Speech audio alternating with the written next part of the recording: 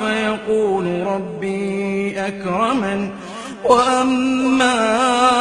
إذا ما ابتلاه فقدر عليه رزقه فيقول ربي أهانن